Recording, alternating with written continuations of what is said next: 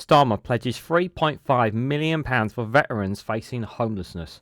We're going to read into this from the BBC, you guys. Let's go.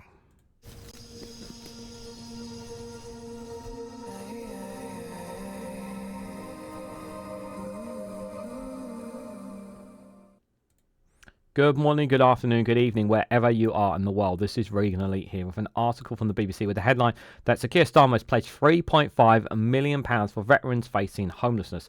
The government is spending an extra £3.5 million on support for military veterans facing homelessness. Guys, while you're here, make sure you hit the like button and share us across social media so others are notified of this video. So the first question, I suppose, comes up here when you think about this pledge is it enough? Is throwing money at this going to solve the crisis facing veterans, specifically veterans facing homelessness? Now, we know that we have a homelessness crisis. We know that we have a housing crisis. We know we have a cost of living crisis. But let's just talk briefly on veterans here, those who are becoming homeless. I think it's absolutely ridiculous that we even have this conversation, that we even have to have a discussion about veteran homelessness, never mind just homelessness in itself. Whatever you might think of the wars or conflicts in the past that some of them have had to face, whatever engagements that they have had, whether you like or dislike whatever they have been in, they have a duty to follow orders. And whether it was in Iraq, whether it was in Afghanistan, wherever it may have been, it's ridiculous that British armed forces of any sorts face any kind of homelessness. It's absolutely outrageous. It should never happen. Never, not in a Conservative or a Labour government, any government whatsoever.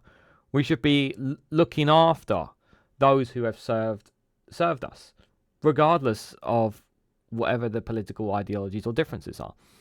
And it feels like to me that they have, while they put their poppies on and they stand there and show solidarity around remembrance and whatnot, do they really care about veterans? Do they really care about them? Are they only caring about them now because of the time of the year?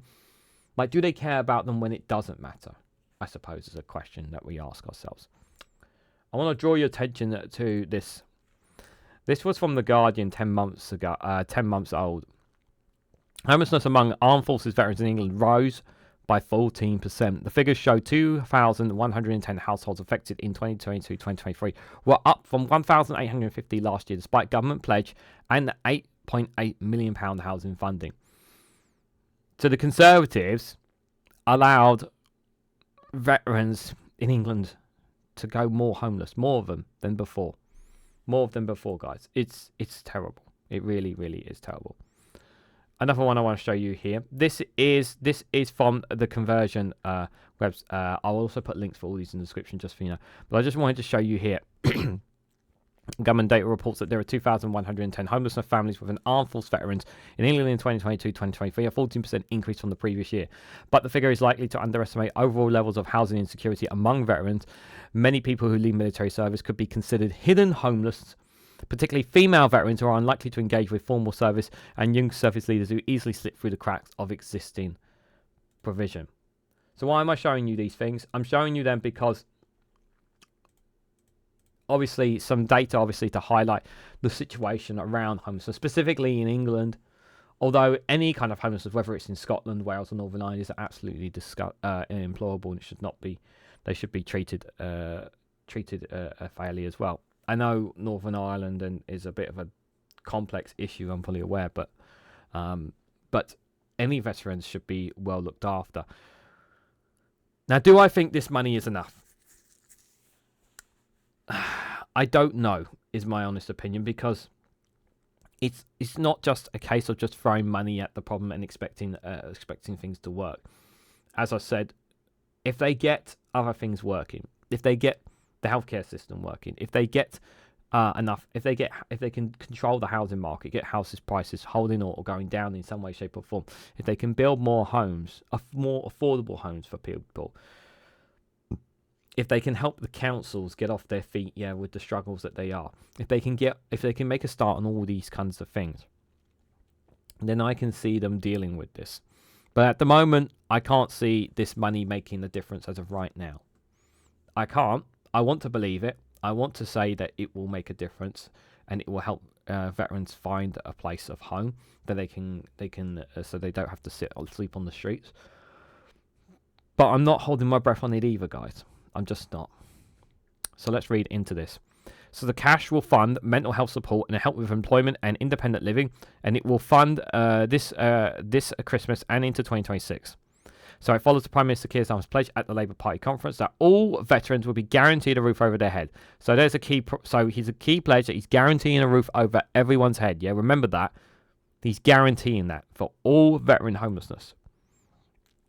On Wednesday, Deputy Prime Minister Rayner announced 10 million of funding to protect rough sleepers from the cold winter for the cold weather this winter.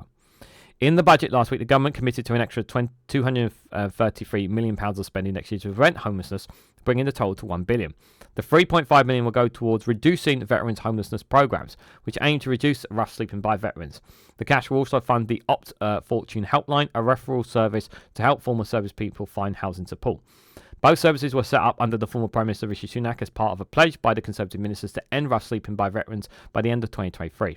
Official figures show in the first 3 months of 2024, 650 households in England entitled to accommodation to prevent them from becoming homelessness, including someone who had served in the armed forces.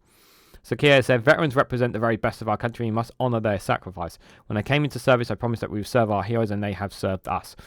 That is at least they deserve given the sacrifices they have made, and it is why the government is ensuring homes will be there for heroes across the UK. The Liberal Democrat leader Sir Ed Davies said the party wanted higher standard of housing for soldiers as well as veterans. The government has also confirmed that they will fulfil a manifesto pledge and put the Armed Forces convert fully into law. The convert is a promise to treat those who have served with fairness and respect, and it follows the government saying that they will establish an Armed Forces Commissioner in the King's speech. The Prime Minister met veterans and charities at Downing Street on Friday to hear about their experiences ahead of Remembrance Sunday. The Defence Secretary John Henley and Veteran Minister Alistair Cairns will also be in attendance. Sir Keir will join former Prime Minister's Defence Chief and new Conservative leader Kemi Badenoch on Sunday to lay a wreath at the Cenotaph in central London. The Prime Minister promised back in September to allow veterans to get on to social housing lists more easily. The government's Home for Heroes scheme will exempt veterans from local connection tests, which most councils will use to decide who's qualified for social housing. At that time, Sir Keir said that in every town and city in this country, people who were prepared to make the ultimate sacrifice for our nation, who put their lives on the line to protect us all, but who will not have a place to sleep tonight, they cannot stand by and allow this to happen anymore. Young care leavers and domestic abuse victims will also be exempt from the test. The government still needs to legislate for the changes. Obviously, this topic specifically is on veteran homelessness, but we know that homelessness is a major crisis, of course. But the key thing there, as we read in it, he said the key thing is he said all guaranteed a roof over all their heads, all veterans. So we need to hold him to that. But the other thing is that they could turn around and say, yes, we did guarantee it, we just didn't say when. But what I will say is that in the next couple of years, if they show that they are making progress on this, then it gives veterans and armed forces to cast their vote to Labour at the next general election. But that's if they see it. If they see them less homeless, less of them on the street, more of them in a home, if they see more being done for their fellow soldiers, then that will be then they'll cast their vote for Labour because they will see it. And they will feel it. But whether it will or not remains to be seen. But as we've seen on the numbers there, we know that it's been going up, and it's still going to go up initially because it's going to take a while for this Labour government to get things done. I know people don't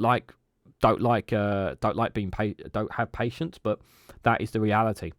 But time will tell, won't it? But honestly, what do you guys think? What do you guys make of his £3.5 billion pledge for veterans facing homelessness? Would you make it as the statistics that they are coming across right now on veteran homelessness specifically?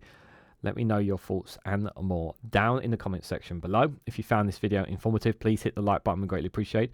Share this across social media so others are notified of this video. If you haven't subscribed already, please consider subscribing because it really does help support the channel.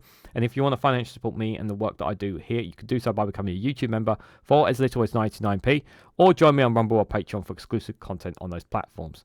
So thank you all so much for watching, and I hope to catch you all very, very soon.